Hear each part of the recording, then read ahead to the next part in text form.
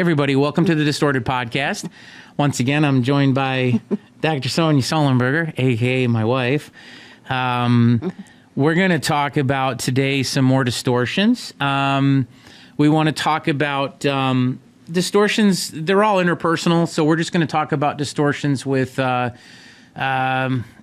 perception of maybe other people's behaviors would be a way to look at this. So interpersonal. Yeah, they're all interpersonal, but this might be more focused on the interpretation of someone else's behavior and how it affects you. So intrapersonal, yes. Within person. Yes. Thank you, doctor. Do you want to give the scenario, the client that had talked about that issue, and then we'll go from there? Sure. I had a client who was really upset because the girl who lived next to her would play this loud music late at night, and it was disrupting her sleep and making her anxious at night. And what happened was she ended up labeling this person as a bad person because they were associated with playing the music, which disrupted sleep and stressed her out. And so immediately, I think you pick up on some of the ideas here. You have an upsetting situation. We've talked about this before. There are lots of things that are in this world that are not preferences that we have that are disruptive to us. Example I used in one of the previous podcasts was just a sound violation in a car or somebody cutting you off in traffic. So this intrusion takes place. It doesn't matter how significant it is. It's just an intrusion. And in this case, because we don't like the intrusion, and the potential there for the first distortion is that the thing that's happening shouldn't be happening. The reason that we say it shouldn't be happening is because it's an intrusion. We would prefer it not happen. We also take on the assumption, which is another distortion, that we ourselves would not engage in such activities, as we wouldn't do that. We would never play a loud song or intrude on someone else's living arrangement or be disruptive late at night because we're rule followers. So again, remember, understand that it's not even hypocrisy at this stage in the game. We're talking about it from the idea that there are things that we all do that can be considered intrusive on someone else. But we're more considerate. We're more considerate is what we always would say. So to understand what we're saying here, we're labeling in the sense of, in order for me to feel better about a situation, and this is what everyone does, is we put a label on it. You said that what the client was saying was like, well, this person's got to be awful or bad because a good person wouldn't do this. So let me introduce you to 3 distortions that are there already. The shoulds, which we talked about, that this shouldn't be happening, and I'll talk to you about why that's a distortion in a minute. The labeling, which is putting a definition to something, a name to something. It's not necessarily accurate. It's just what you need in that moment. And then having this idea of assuming that the person is doing it for malfeasance sake, like they're doing it because they want to do something bad. That would be jumping to a conclusion. And then also let's throw in this one, all or nothing, that if the behavior is considered negative, then the label would then go in place with that all bad people, or, if you do a bad thing, then you're a bad person. And they would never do that to someone else. Right.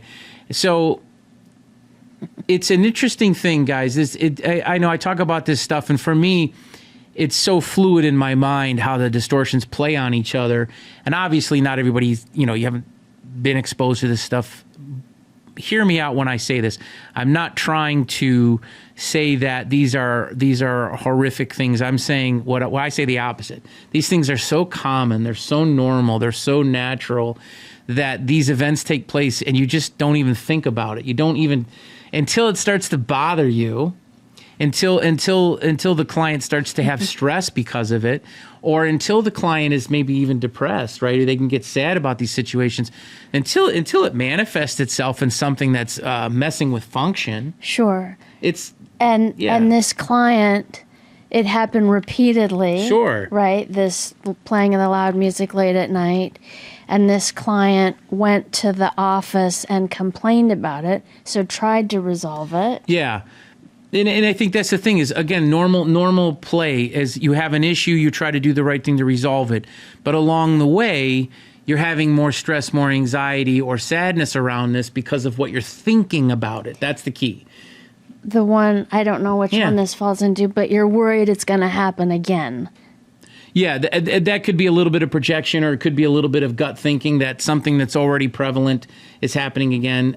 I think we talked about on our previous podcast that, the mental filter, that something that you already believe to be true is now true. So remember, guys, these things blend together. It's very common to think this way, very hard to stop it up front. All we're saying is when it happens, most people will not address it until it starts to mess with your functioning. And when it messes with your functioning, you'll come to someone like me or Sonja, and you end up, learning how to have awareness over it, learn how to intervene, to, challenge these thoughts as they're coming in. Because we just gave a simple example, and I know you're listening right now thinking, my gosh, you're saying that simple little thing of a disruption at night, because it's affecting you, you can be going down any one of many rabbit holes, right? That and I'll add one more just to make it more complicated, that you could even get to the point where you say things like, I'm always being disrupted. I always have issues with neighbors. I always get into this position. I never live in an environment that's peaceful. And that's overgeneralization. So remember what happens. You have an initial thought. It goes undone. And then the distortions just start to piggyback. Part of my recommendation from any of these perspectives is get on it early. Start learning how to address the problem that you're having early. Don't let it ruminate. Don't let it, stay in your brain, overthink it without the challenge, right? What if it doesn't resolve? Because it might be interpersonal, so it's another person, so I don't have control over it. Brilliant. So here's how we address that. That's brilliant. Because it is resolvable from how I choose to perceive it. So when we attack these types of issues, you have the event that takes place. You may or may not have control over it because it may not be you. You may not be the cause of it. So the idea of the resolution isn't in discussing someone else's behavior. The issue of the resolution is from how you choose to perceive it. So we have an event that takes place. We have a perception of said event. And then our emotion and our behavior follows the perception. It's just hard because it's not usually that linear. It's something happens and then the distortions come. From the perception. Or the common mental mistake from the perception. So it takes time to work through that, to think through it, to change your perception. Yes, absolutely. Yeah, that would be the design of therapy, right? That's the therapeutic intervention, is to come in and work through that process. To reframe. So you understand that there's tricks to this, that obviously we can't dig up all of this in a single half hour, but there's tricks to the way that your thoughts manifest. There's tricks to the distortion that would say to, what my wife is talking about, that if your thought is generated about a third person, you're really going to stay stuck because you're talking about someone else's behavior. That's huge to this. That's why I'm glad you brought it up. Almost like we talked about it. And then the other piece is that your thought that you're having, if it's directly around an emotion, we know that there's a precursor to that because, again, emotions are generated from thought. So these are just some of the tricks. The third trick is you don't want your thought to be formatted in the form of a question, because a question requires an answer. Now, I'm getting ahead of myself, and I don't want to do that. We'll talk about the cheat codes another time. So, go ahead. Well, this client, for instance, if it was your client, how would you help this person reframe their perception? So we start off with the idea of where is the perception leading us? So it usually ends up with, you start off with what you already said, because it's not my behavior. I'm reacting to someone else's behavior, right? So it's not my behavior. So the first step is to sort of separate them from what is their control, what is not, right? And then once we get a hold of that, the idea is this emotion that's being driven from this, the anger, the frustration, is this something that's benefiting us? And so you go back to the challenge questions. If my thinking is taking me into a pathway that is causing me to have emotions that are causing me vulnerability, that are not allowing me to process, if I get caught up in getting away from my own goal, which in this situation might be to sleep, if I'm getting caught up in addressing it through a non-factual, so let's go back to the original issue. This might make more sense. If I get caught up on just that first piece I mentioned, the should piece, nobody should act this way. People shouldn't be rude. And I would never act this way. Well, but that's secondary. Always. Right, never right. and always. But they shouldn't act this way. They shouldn't be intruding on my life with music or with loud behavior, throwing parties or whatever it is. Their dog barking. It doesn't even matter. You can plug in anything. When we start with the premise that it shouldn't be happening, here's our first problem. Our first problem is it is happening. That's our first problem. So identifying with the client, this is real. This is real. This is happening. This is happening. So the distortion, the first part of that should distortion is I'm working on a fabricated reality. When I speak to the should, I'm speaking to the non-existent. It's like magical thinking, right? It's this person shouldn't be behaving this way, but they are. And the way you get to a resolution on this is you have to start thinking about, how am I going to address what's really happening? How am I going to change my perception enough to be able to say, this is my truth, this is reality, I've got to deal with it. But use that example. That they are playing loud music, and this is what you said about going to the office or having another follow-up. The situation requires you to change your behavior. The situation requires you to address this, something outside of yourself. Maybe it's a legal issue. Maybe it's a homeowners association issue. There are laws about sound noise ordinances, right? Yeah. So now we're talking about the resolution of action. But the first step for me to do that is to change my perception. Yeah. It is happening. I got to deal with it. And you help the client or the person identify. So by saying you're labeling this person as horrible, which does not accurately reflect or describe the person. Yeah, because how are you going to deal with somebody if they're awful? If you tell yourself this person is, you can't talk to this person. And again, this is not a political show, but if you label someone because they have a different viewpoint than you as being awful, where are you supposed to go from there? That's the macro level version. I always tell people there's a macro level version and then there's the personal version we're talking about. In your personal life, you're dealing with another human being who, I'll give another example. That you hear about this all the time. I never had a client actually bring this up, but I've seen like YouTube videos of it. You got a neighbor dog and their dog poops in your yard. They're not supposed to do that. Now, anybody could say that out loud and say, well, you're not supposed to do that. Okay, sure enough, but they did. So now I have to figure out, is this person deficient? Are they might have a mental disability. They might not be aware that that's what's happening.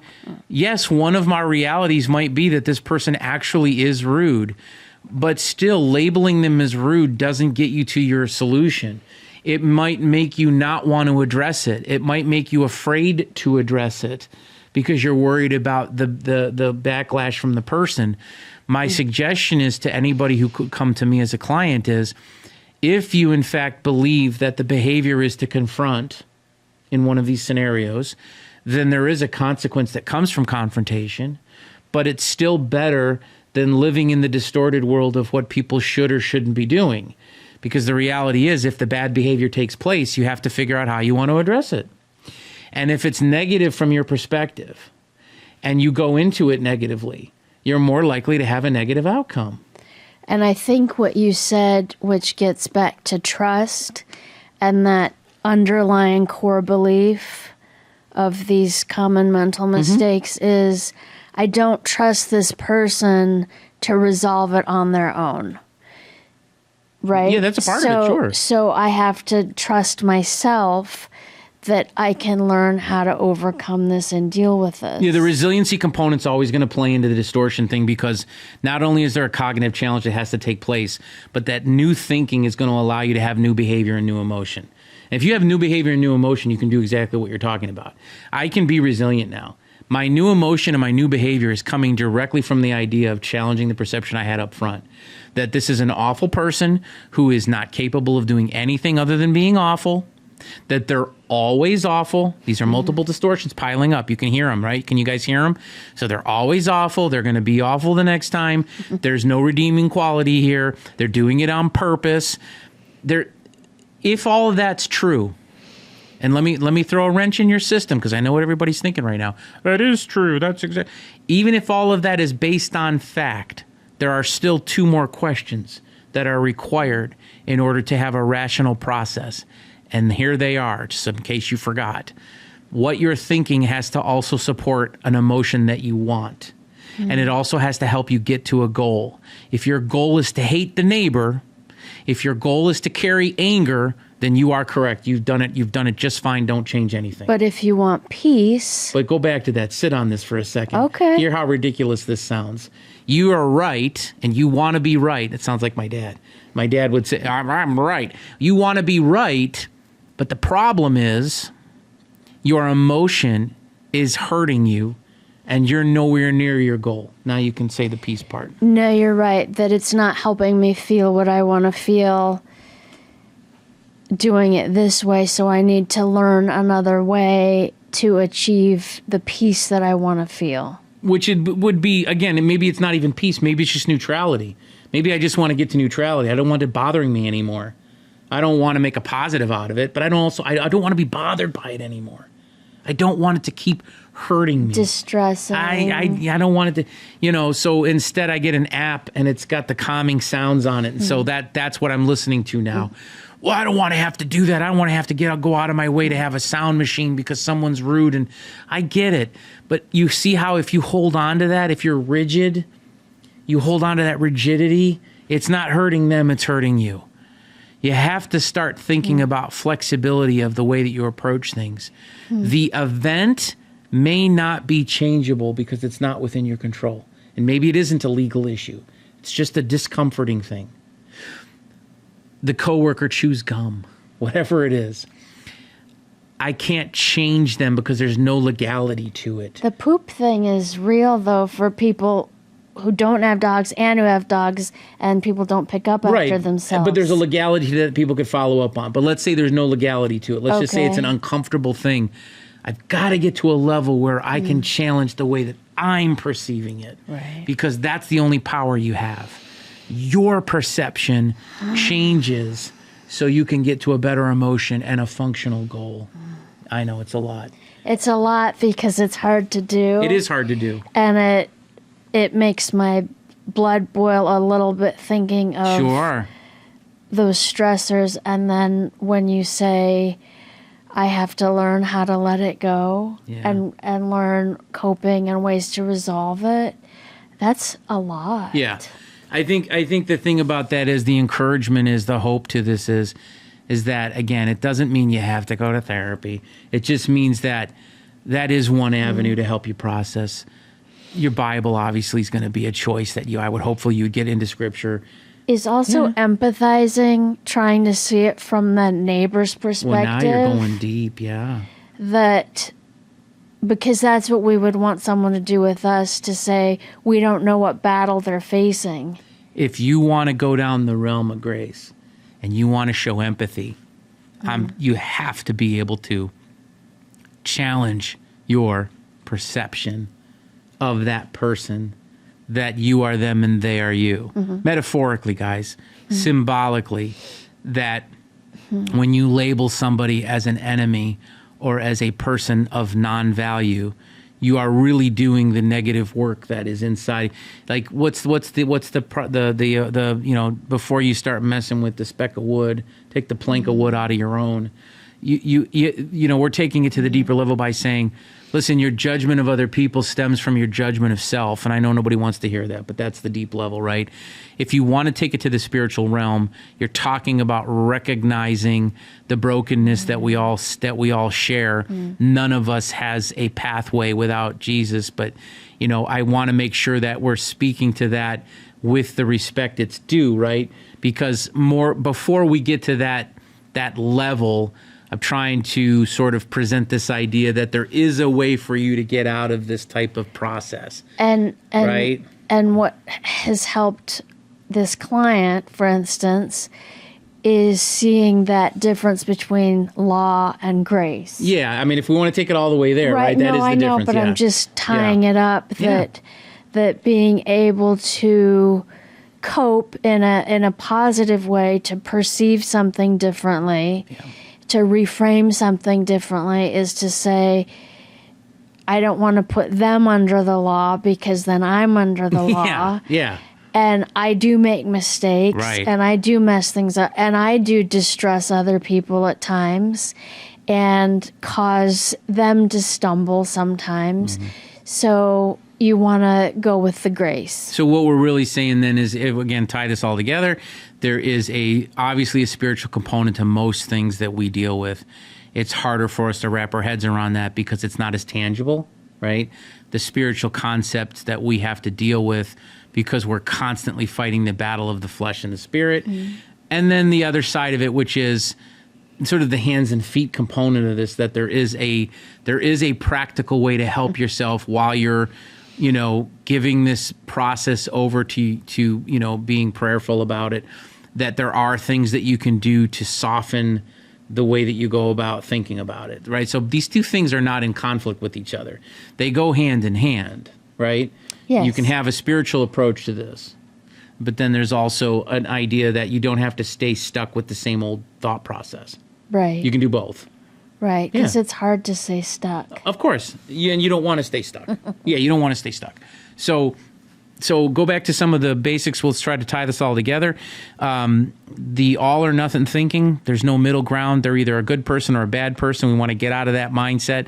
A lot of times I address it with my clients as, let's get out of the right and wrong behavior. We're not going to go down the rabbit hole of perfectionism, but you can... Because we're all bad and good. Yes. We have both components, all of us. All of us. So we start thinking about the all or nothing, the right or good behavior, the right or wrong behavior. You start getting into perfectionism. We'll save that for another time. The overgeneralization that somebody is, again, when my wife touched on this idea of the fear that they're going to be consistent with this negative behavior. There's no redeeming quality. Well, heaven forbid someone looks at us that way, right? So we don't want to do that with somebody else. So that they're always this way or they're never going to change. The idea of assuming that you understand why somebody does what they do. When I use the car example, just to give you a reminder, the person that cut you off in traffic could be a jerk, like you say they are, or they could have a sick child in the back of the car and they're trying to get to the hospital. You may never know why they were speeding. We don't know the battle. We don't know the battle they're facing. So you don't know why they were speeding. You just know that it affected you negatively, and you jump on that negativity because you don't like the effect it had on you. It's the same thing with all these things. The intrusion is my initial capacity is to push back on it because I don't want that to be a part of, I don't want to be intruded on without having control. The reality is that this stuff happens regardless. It happens whether you want it to or not. Your ability to be resilient, your ability to change your perception about how negative it is what's going to get you through it. It's what's going to help you get through it. So you're not carrying all of this stuff. So you do have a pathway out of it. And, again, certainly I'm not saying this is easy stuff. I'm saying that I'm just trying to give you a little bit of hope here. There is a way out. Spiritually, there's clearly a way to get support. And then God gives us permission to be able to utilize certain things, certain techniques to be able to get us there, or these things wouldn't exist. And then I want to touch back on the labeling thing again. When you label somebody as a bad person, my wife pointed it out. You have to understand that perception. If you go at them, what we would say going at them hard, being aggressive or mad, is simply a road to destruction. The difference of opinion shouldn't be hate. Mm-hmm. Now, again, I might have to save that for another time because I'm opening up a huge Pandora's box on this. But a difference of opinion with somebody should not make you hate them. Unfortunately, we're seeing this happen. But at all levels. At all levels. It's a difference of opinion. Doesn't make them awful. If it makes them awful, so are you. And we don't like that. It's a mirror. Yeah, it's a mirror. Hold up the mirror and reflect it back. So Again, hopefully this is helpful. Trying to give people a pathway to understand how subtle distortions are, how, they're just there. They're common. You're not going to walk around living life saying, oh, there's another one. Oh, there's another one. And once we learn how to deal with one distortion, that gives us the confidence to deal with other distortions that come after that. And so that also builds resilience and confidence in your environment and your capabilities. Yeah, which is ultimately what this is all about. Reinforcing the idea that you're going to be okay, that there is a pathway through it, that obviously you got to lean on your faith. You got to have a support system. You have to have a way to do self-care. All these things are all going to be tied in. They're always going to keep coming back. They're all tied together, aren't they? Yes. They're all tied together. And hopefully you're seeking out support one way or the other. We're going to continue to do this work so that people can get help that they need for this stuff. Follow us however you want to follow us, and share a comment or a question. Like the video if you're so inclined. And Sonja and I will bring you some more distortions on some other episodes. And any final thoughts for the folks? You can do it. You can do it. Thanks for watching, guys. And we'll see you on the next one.